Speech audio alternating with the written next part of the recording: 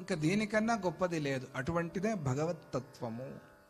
దాన్ని గురించి నీకు చెప్తాను అని చెప్పి అపక్షయ వినాశాభ్యాం పరిణామర్థి జన్మభి వర్జిత శక్యతే వక్తుం యస్సదాస్తి కేవలం. అది ఆయన పెరగటము తరగటము అనే వాటికి అతీతంగా ఉన్నాడు. పెరిగేది కాదు, తరిగేది కాదు. ఎవరు పెరుగుతారు, ఎవరు తరుగుతారు? ఎవరు పుట్టారో వారు పెరుగుతారు, ఎవరు పుట్టారో వారు తరుగుతారు, ఎవరు తరిగారో వారు మళ్ళీ పుడతారు కదా. ఇది లోకంలో ఉండేటువంటి చక్రం.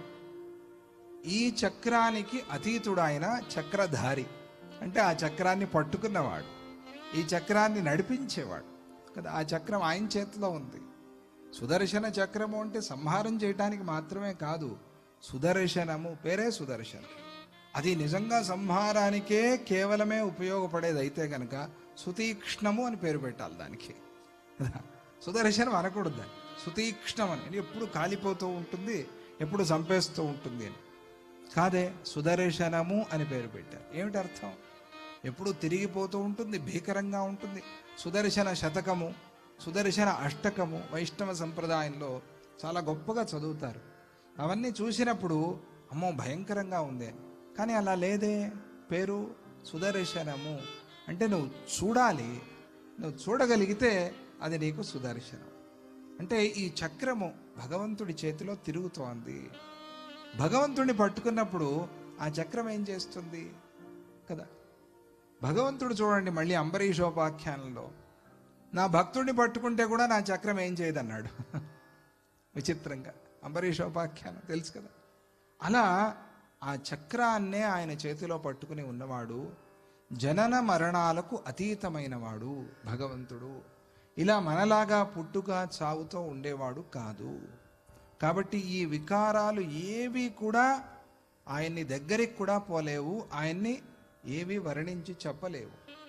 ఈ వికారాలకు అతీతుడు కాబట్టి అవికారాయ శుద్ధాయ అని అంటూ ఉన్నాం కదా మనం. ఆయన్ని చెప్పవలసి వస్తే ఒకే ఒక మాటతో చెప్పవచ్చు. ఏమిటిది? అస్థి, అంతే. అస్థి అనే మాటతో మాత్రమే చెప్పవచ్చు. ఆయన అస్థిత్యేవోపగంతవ్య. అది భగవంతుణ్ణి, దేవుణ్ణి ఎలా చేరుకోవాలి అని అంటే ఉన్నాడు అని చేరుకోవాలంతే. ఇంకా వేరే ఏమి లేదంతే. ఉన్నాడు అంతే. ఎప్పుడున్నాడు? ఎప్పుడూ ఉన్నాడు. భూతకాలంలో ఉన్నాడు, వర్తమానంలో ఉన్నాడు, భవిష్యత్తులో ఉన్నాడు. ఇదెలా సాధ్యము? కాలాతీతుడు కాబట్టి సాధ్యం కదా. కనుక ఆయన విషయం యస్సదాస్తి కేవలం.